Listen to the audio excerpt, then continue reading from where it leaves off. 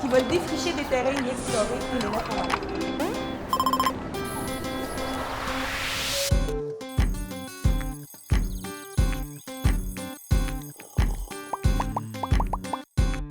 De retrouver cette humanité commune qui nous unit, que ce soit d'un continent à l'autre, que ce soit au centre-ville de Sherbrooke.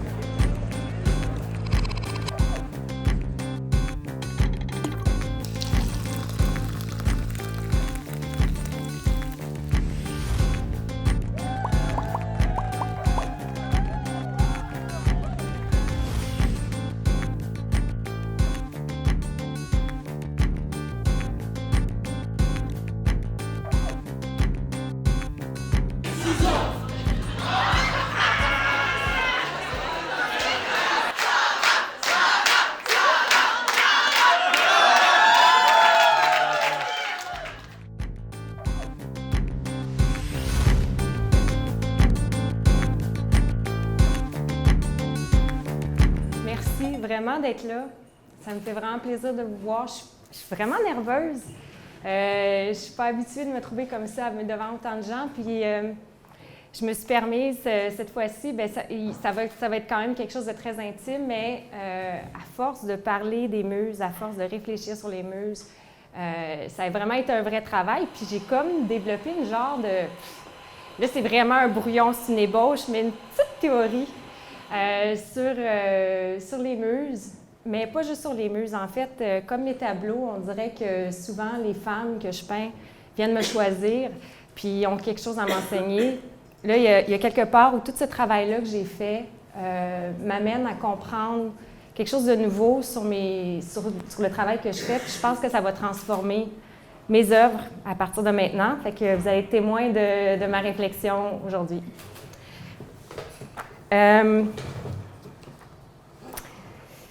OK. Wow. Ça fait que vraiment, là, je me suis promenée, puis là, j'ai parlé avec beaucoup d'amis. Puis c'est vraiment venu, j'ai réalisé à quel point la muse, il y a les pro-muses puis les anti-muses.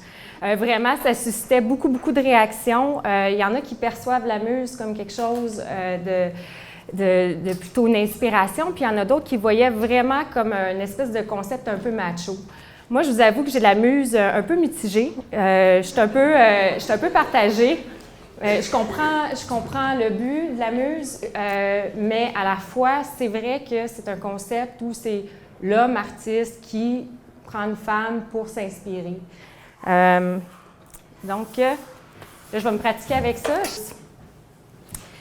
En fait, systématiquement, quand j'allais regarder les définitions, c'est toujours l'histoire, c'est par rapport au grec, c'est dans la mythologie grecque. Zeus et ses 9 filles. Ces 9 filles qui étaient directement liées avec les dieux. Donc, les artistes les rencontraient puis ils les prenaient pour invoquer les dieux. Donc, c'est ça. C'est vraiment, là, il y était 9 filles, puis chacune avait sa spécialité. Puis jusque-là, ça allait. Puis après, par exemple, il y a une autre affaire qui arrive, c'est qu'ils commencent à trouver des rivales. Fait que dans cette mythologie-là, il y a aussi les rivales des 9, les 9 filles de Zeus. Puis là, c'est là que ça m'a gossé un peu. Je me suis dit, OK, déjà, c'est des filles, puis en plus, il faut qu'il y ait la chicane entre 9 puis 9, puis là, ils chicanent pour la montagne, puis tout, là, ça m'a énervée, là, tu sais. Mais en même temps, il y avait quelque chose de beau parce que ces 9 filles-là de Zeus, c'était aussi pour amener l'artiste à ne pas être dans son ego, de se donner à quelque chose de plus grand, de donner peut-être le pouvoir à une autre personne qui l'amènerait vers quelque chose de plus divin. Fait qu'il y avait, à partir de ce moment-là, j'ai bien écrit des affaires. Moi, c'est quoi tout ça? Ah, voilà! OK, ça, c'est les rivales. Là. Ça, c'est la chicane. Puis là, c'est comme, ça, c'est l'autre affaire où je me dis, bon, ça sera la montagne. Pourquoi les filles sont tout nues?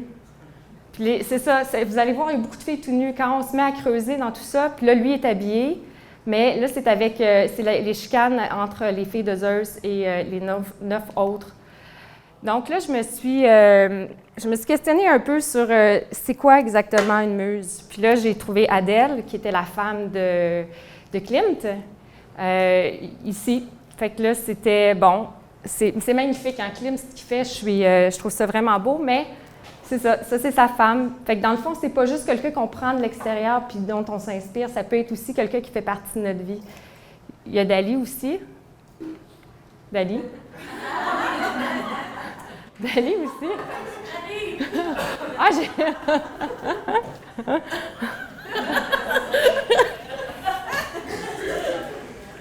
Il y a Dali aussi qui parle avec sa fille Gala, qui est juste en bas.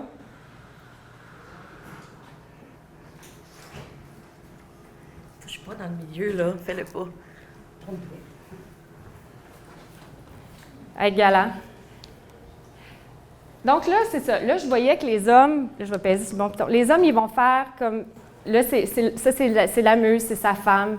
Puis là, je me suis questionnée, puis et si les femmes artistes, quel genre de muse est recherché? Est-ce que la démarche serait la même? Là, je suis allée voir Frida. Bien, ça va de soi, on va voir Frida, naturellement. En fait, elle, c'est vraiment une relation avec la douleur. C'est elle qui se met en scène, mais c'est une relation avec la douleur. Puis je pense que n'importe qui regarde les œuvres de Frida, on aime ou on n'aime pas, mais comprendre une douleur, je pense que ça l'interpelle. Ici encore, c'est sa relation avec les animaux. Puis avec la douleur aussi, la souffrance, c'est une femme qui a eu plusieurs accidents, qui a été souffrante, qui a passé des années au lit dans les hôpitaux. Puis aussi, j'aimais le fait que quand elle se peint, c'est pas juste de se montrer belle, elle se montrer aussi dans tout son naturel. Puis là, je me suis dit, bon, ben OK, Frida, là, c'était évident, c'est comme l'icône féministe par excellence. Fait que là, j'allais voir Berthe Morisot, que je viens de peindre dernièrement, qui est une des impressionnistes. On ne la connaît pas. Elle a fait partie du mouvement. C'était une des seules femmes à la fin de sa vie. Sur son certificat de mort, on a dit « femme sans métier ».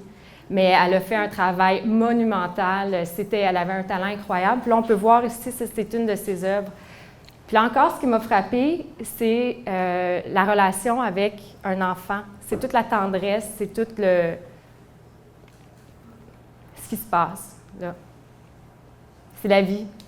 Là, ici, le père, la photo n'est pas terrible, elle a marié le frère de Manet, elle était très proche d'Édouard Manet. Elle a marié son frère, Eugène. Puis là, c'est une scène ici, d'un père et sa fille qui jouent ensemble. Ça paraît newfie, là, mais c'est la première, c'est révolutionnaire, à montrer des scènes du quotidien. D'habitude, c'était toujours plutôt des situations, des mises en scène. Puis là, c'est comme elle a peint juste une scène du quotidien. Je me suis dit, je vais aller voir des gars de l'époque, Manet, Édouard Manet, qui a peint justement Berthe Morisot. C'est ça. Fait que là, donc, c'est la scène. Mais ce qui est intéressant là-dedans, finalement, en tout cas, j'ai compris, il y a la posture. La posture, c'est pas une posture classique, figée. Puis, un autre de ces... Ça, c'est le déjeuner sur l'herbe, c'est plutôt connu. Une autre affaire, c'est ça. Ça, c'est toujours... Là, mon premier mouvement là, de féministe, là, ça a été « Pourquoi elle est tout nue? » Puis eux sont habillés, sont très habillés, il y a même un chapeau. C'est 2 niveaux de température. Moi, j'ai froid. Moi, dans la vie, j'ai tout le temps froid. Je sais pas, j'étais inconfortable. En même temps, ben c'est ça, c'est très beau. Puis ça a été une œuvre qui a fait scandale, ça, à l'époque. Ah, je me dis, tiens, je vais aller voir Gauguin, post-impressionniste. Bon, ben lui est allé à Tahiti. Il y a moins de règlements sur l'âge des femmes avec qui on couche. Ouh, excusez.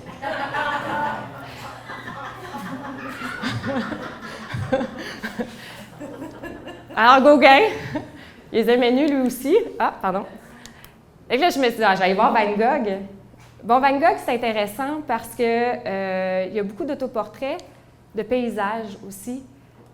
Aussi comme Monet. Monet qui peint beaucoup de nénuphars. C'est beaucoup plus dans la nature. Fait que je voyais qu'il y avait comme un mouvement, puis là, c'est là que la théorie arrive. Là, je ne suis pas juste en train de montrer des slides puis me tromper. Ah, coucou, ça, c'est moi. Bon. OK. Fait que là, ma théorie part du fait que je vais boire de l'eau.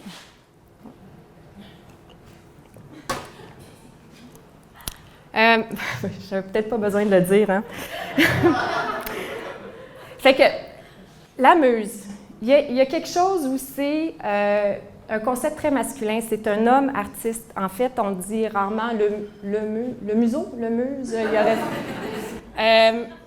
Donc, c'est vraiment de se placer sur le fait que c'est nécessairement un homme qui est artiste et qui va invoquer une femme pour avoir accès à Dieu. Bon, je trouvais que... Je ne sais pas pourquoi je trouvais ça dérangeant. Mais il y a aussi quelque chose, je pense que les femmes... il y avait des femmes artistes. Pour être une artiste, moi-même, quand je ne crée pas, je suis insupportable. Il y a comme une espèce d'hyperactivité qui s'installe en moi, c'est essentiel. Puis je me dis, mais peut-être que ces femmes-là, à ce moment-là, la seule façon de s'approcher de la création, c'était en devenant muse. Mais je me dis, ça a dû être difficile parce que quand on a un tempérament artiste, moi, de la façon que je le vis, je vais toujours parler de ce que moi je vis, je ne sais pas, je ne voudrais pas faire de généralité, mais c'est comme tu as les capteurs super allumés, puis tu ressens énormément ce qui se passe autour de toi. Tu sais, probablement qu'aujourd'hui, quand j'étais jeune, j'étais hyper sensible à tout. Aujourd'hui, je serais probablement vue avec plusieurs diagnostics parce que je ne fonctionnais pas particulièrement bien à l'école. J'avais une façon différente de comprendre. On me disait toujours que j'étais dans la lune, mais je pense que c'est un état où j'absorbe tout ce qui se passe, puis après ça, je le remets dans mes œuvres.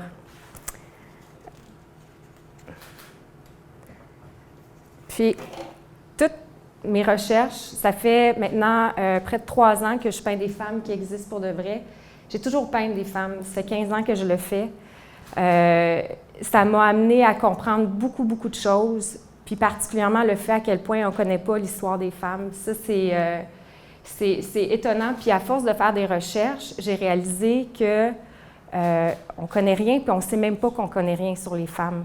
C'est comme quand j'ai une petite montée j'ai trop d'énergie ou quelque chose, je peux aller dans une librairie puis commencer à compter le nombre de livres qui parlent des femmes dans la section d'histoire. Il y en a certaines qui l'ont déjà vécu, là, quand je pogne les nerfs. Je me souviens d'un endroit où je suis arrivée sur une section d'à peu près 500 livres. Il y avait un seul livre qui parlait des femmes, c'était Jeanne d'Arc, qui était dans une petite plaquette rose, tout en bas de l'étagère. Puis après ça, il y avait Joséphine, la femme de Napoléon. Puis après ça, un livre qui était sur la table, les 100 femmes qui ont influencé le monde. Là-dedans, on avait Marie Curie influencée. Tu n'es pas encore en train de le changer, mais tu l'influences. Fait que c'est sûr que toutes ces recherches-là, ils ont fait que j'ai de la difficulté des fois à pas être fâchée. Je me fais des fois, ça vient vraiment me chercher, puis à la fois, on dirait que ça m'a vraiment campé dans ma mission. Puis c'est pas une affaire contre ou pour les hommes, ça n'a rien à voir. C'est juste, j'ai envie de célébrer ces femmes-là, j'ai envie d'en parler, j'ai envie de raconter leur histoire. Puis c'est comme on dirait que tout ça, ça m'a amené à vraiment comprendre que ce que je fais, bien c'est ça. Ça, c'est Jeanne d'Arc. Puis c'est comme je disais au départ, les femmes que je peins viennent à moi. On dirait, c'est pas... je les choisis pas toujours consciemment, c'est comme il y a quelque chose de super intuitif, puis c'est après coup que je réalise à quel point c'est important dans ma vie à ce moment-là. Jeanne d'Arc est arrivée dans ma vie, je ne savais pas encore, j'allais me séparer d'une relation de 20 ans. Je savais, mais je pense que je n'avais pas encore marqué le temps. Puis Jeanne d'Arc est arrivée dans ma vie, puis je sais que, tu sais, en me donnant le fond rouge, il y avait quelque part où je donnais une espèce de force, là, tu sais, puis c'était cette force-là dont j'avais besoin. Puis elle a été super significative. C'est un tableau très, très, très significatif pour moi parce que Jeanne d'Arc, c'est une femme qui a fait des grandes choses, puis elle a cru en elle, même si tout le monde disait qu'elle était folle. Puis d'ailleurs, un des angles que j'ai pris, c'est que systématiquement, quand je vais je vais lire, supposons sur Wikipédia, sur Jeanne d'Arc, elle a eu tous les diagnostics de folie incroyables, possibles, inimaginables. Puis je me disais, mais c'est fou!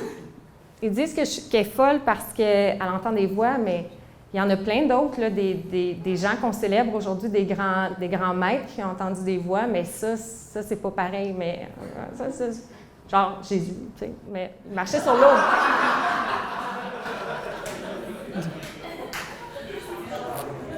Ben, non, mais tu sais, quand même, c'est pratique qu'il changeait l'eau en vin, tu sais. C'est pas pour le scratcher. Tu l'envoies pas à la psychiatrie, hein?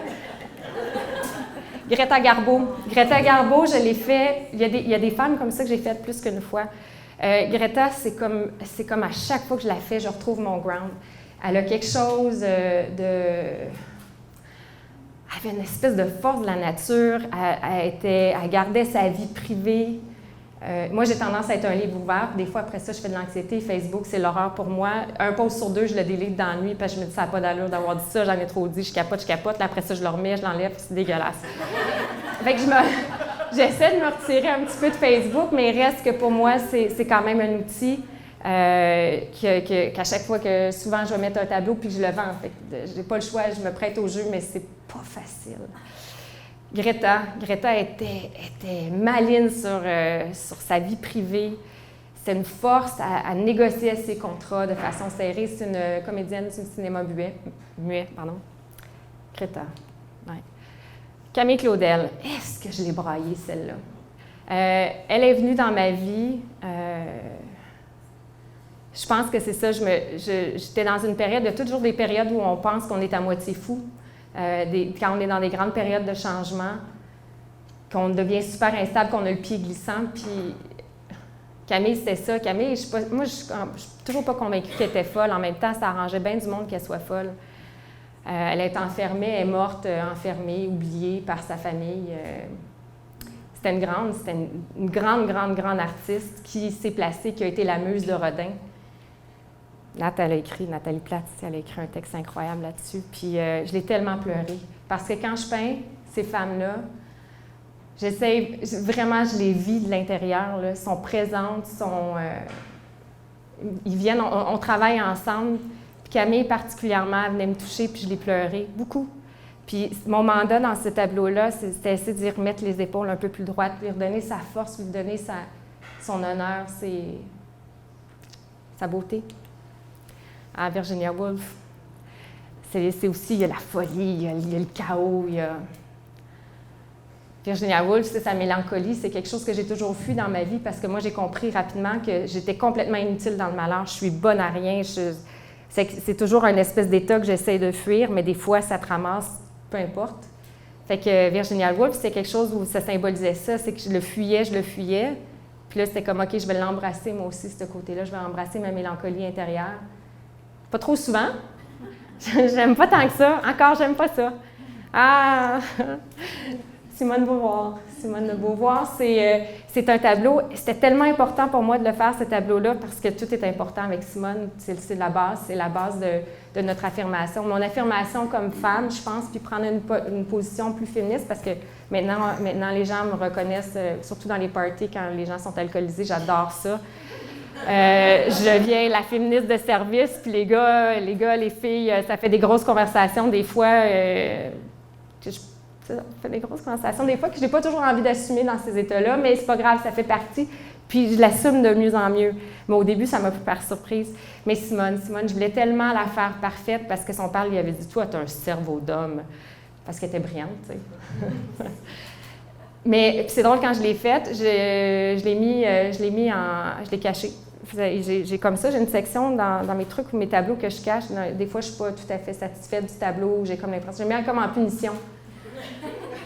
Mais elle, j'avais mis en punition, je pense, parce que c'était trop gros. C'était trop gros. Embrasser cette femme-là, puis dire, OK, je vais la montrer, puis je vais montrer que je l'ai peinte. Donc, j'assume un peu, parce que chaque femme que je peins, il y a quelque part où je les assume aussi. Fait que là, j'avais mis en punition. Je sais pas pourquoi, mais en tout cas, elle me faisait peur. Puis quand je l'ai sorti, ça a été instantané. C'est le tableau, j'ai fait des reproductions, c'est le tableau où j'ai fait le plus de reproductions. Ça a été... aujourd'hui, c'est un de mes préférés. Bon.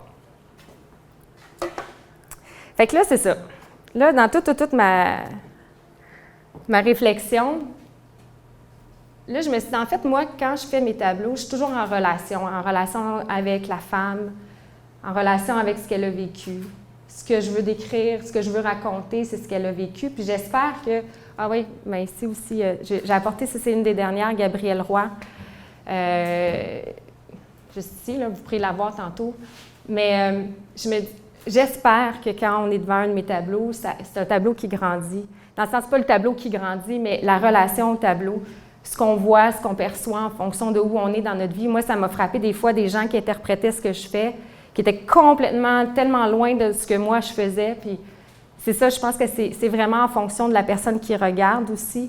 Puis je me disais, bien, moi, ce que j'espère, c'est qu'on puisse être en relation, qu'on ne soit pas juste devant l'œuvre puis intimidé. Moi, en fait, présentement, je suis tellement intimidée devant vous. Mais, c'est drôle, là, je m'en allais ailleurs. Mais merci, mais c'est super. Pouvoir vous présenter ça, c'est vraiment précieux pour moi. Mais c'est ça, de pouvoir, de ne pas être intimidé, que ce ne soit pas quelque chose de figé, qu'on soit en relation. Puis là, après ça, quand je regardais les œuvres des femmes, je trouve que les femmes vont montrer ça du premier jet, la relation avec le père, la fille, la relation avec l'enfant, la relation à la douleur. Puis je me suis dit, mais les gars aussi, ils font ça. C'est pas vrai que c'est juste une affaire. Puis là, quand je suis revenue sur le déjeuner sur l'herbe, ils racontent tellement de choses. Ils racontent une époque. Ça, on ferait ça aujourd'hui, ce serait le scandale. On ne pourrait plus peindre des choses comme ça. Donc, à quelque part, ils racontent la relation entre les gens, la relation par rapport à la nature, juste les pauses, la relation dans leur vie présentement. C'était qui ces gens-là? Fait qu'en une image, il y a plein de niveaux qu'on peut comprendre, autant dans le style de vie qui se vivait là que justement les dynamiques entre les gens. Donc là, je me suis dit, mais vraiment, je pense que les artistes, on parle des relations. On parle des choses qu'on ne voit pas à l'œil nu, quelque chose d'intangible, mais qu'on ressent tous, à la base même. Fait que là, j'ai tâté le pouls, puis j'ai demandé à mes amis artistes, puis j'ai dit, ouais, toi, systématiquement, tout le monde raconte les relations. Avec des vidéastes, des auteurs, C'est ça qu'on fait, je pense. On essaie de... Fait que là, c'est là ma théorie, c'est là mon punch. Je pense qu'on raconte les relations entre les gens, ce qui se passe. Puis là, c'est que j'ai réalisé à quel point, finalement, les relations, on ne les connaît pas. On sait c'est quoi. On sait qu'en économie, il y a des relations économiques, que la psychologie, la philosophie, que tout ça, ça part de relations. Il n'y a pas de psychologie s'il n'y a pas d'humain. S'il n'y a pas d'humain, il n'y a pas de relation. La base même, le fondement, c'est les relations. Mais il y a nulle part où il y a une profonde anatomie de la relation. On sait tous c'est quoi, mais vraiment la décortiquer puis la comprendre, ça m'a frappée. J'ai réalisé, c'est un peu comme les femmes. On s'en rend peut-être pas compte, mais ça n'a pas été tellement raconté. Il y a la moitié de notre histoire qui n'est pas racontée. Donc,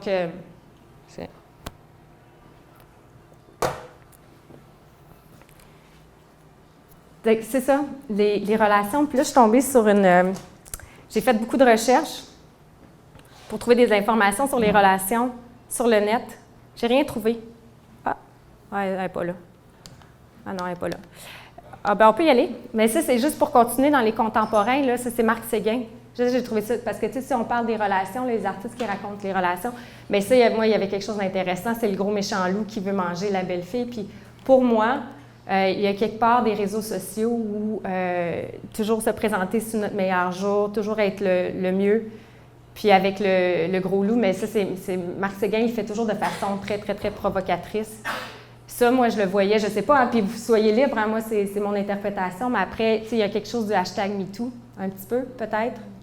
Fait que dans le fond, Marc Séguin aussi, il raconte c'est quoi les relations, c'est quoi l'époque. Puis ça m'a permis aussi, à force de regarder tout ça, ça m'a permis de comprendre aussi, tu sais, supposons Monet puis Van Gogh qui peignaient des paysages. En fait, c'est que c'était la première fois qu'il y avait des tubes de peinture qui pouvaient... Avant ça, c'était toujours des mélanges, là. Là, c'était des tubes de peinture, fait que c'était la première fois où ils pouvaient aller peindre à l'extérieur. Mais là, c'est pour ça que Monet était fasciné par les couleurs, le reflet de la lumière sur l'eau, parce que c'était la première fois que les peintres pouvaient sortir à l'extérieur. Voilà. Le seul document que j'ai trouvé qui parlait des relations, c'est quoi une relation, puis essayer de la comprendre, c'est un WordPress fait par, je ne sais pas trop qui, parce que je fouillais, même Wikipédia, il ne racontait pas. Hein. Puis il disait, la relation, c'est être humain. Pour être humain, il faut être en relation.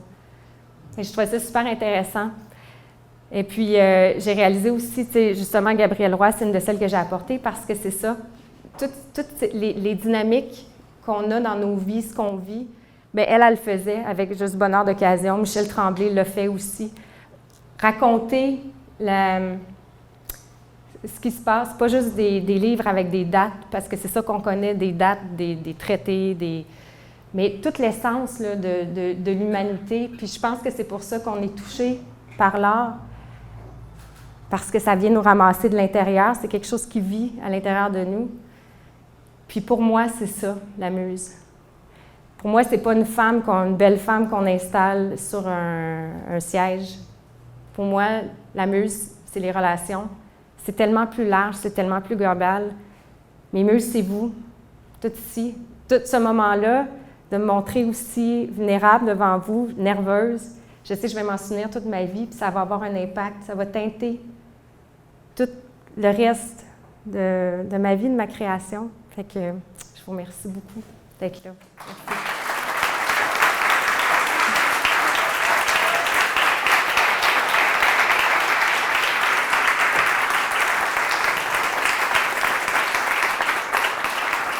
Des questions? On a un petit peu de temps pour des questions. Est-ce que ça vous tente? La jeune dame, au fond. Oui? Peut-être un peu répondu à Oui. Je pense qu'on associait souvent le rôle de muse à une espèce d'adoration totale, où il n'y a pas de temps de couche. Puis je me demandais, quand tu pars avec un sujet, que ce soit Jeanne d'Arc, peu importe, est-ce que tu pars dans un moment où elle est parfaite, ou rapidement tu lui donnes des couches qui la rendent plus humaine, ou là il y a un peu de nuance, disons, dans la personnalité, puis est-ce que ça influence dans ta création le fait qu'elle ait une réelle personnalité, et que ce ne soit pas juste une espèce de modèle parfait? Définitivement. Je pense que quand je travaillais pas sur des photos, j'avais tendance à toujours rechercher la beauté. Je voulais toujours faire des belles jeunes femmes. Puis c'était correct parce que je pense qu'à ce moment-là, c'était ça que j'étais capable de faire, c'est ça que j'étais capable d'assumer. Puis tu ne crées pas de polémique, là, tu sais. Mais oui, en travaillant sur des vrais visages, d'arriver, puis c'est la personnalité, c'est leur vraie face, là. Fait que c'est leur personnalité, c'est le regard, puis oui, en ajoutant, c'est vraiment, on se donne vie mutuellement, les deux. Mais puis de plus en plus, comme là, j'ai fait Simone Veil, puis c'est pas une photo d'elle jeune, c'est une photo d'elle plus vieille, puis je trouve que je l'ai rendue belle. Elle, de toute façon, elle était très belle, peu importe, là, mais dans le sens que c'est comme... J'ai de plus en plus de facilité à juste célébrer ce qui est là, puis les mettre en lumière. Après ça, tout est beau, parce que quand tu es dans la lumière, après ça, je pense que c'est beau. Y a-t-il quelqu'un d'autre qui a une autre question? C'est bon? Merci.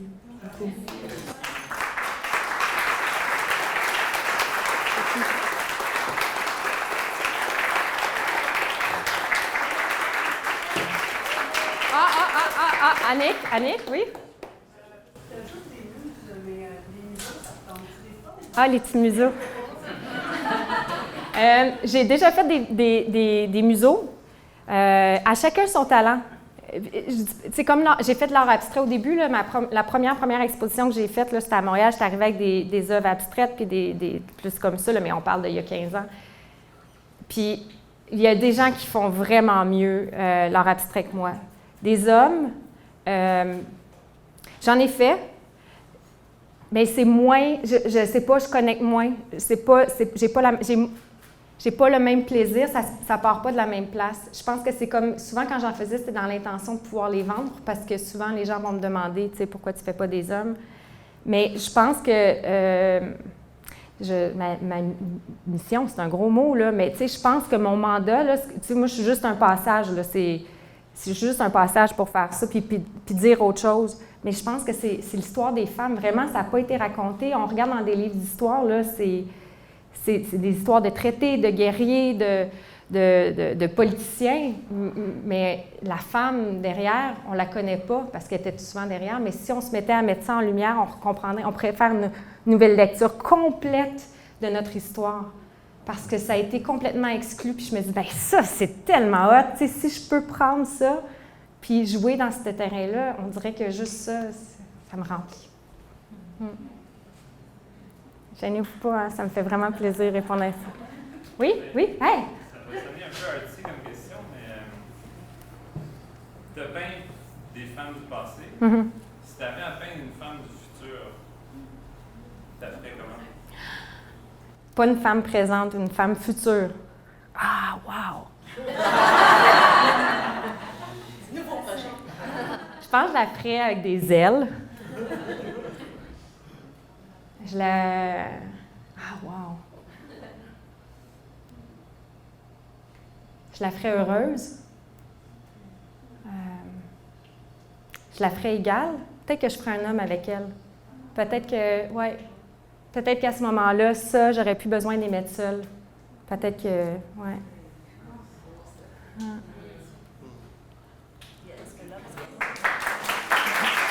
Ouais, ben.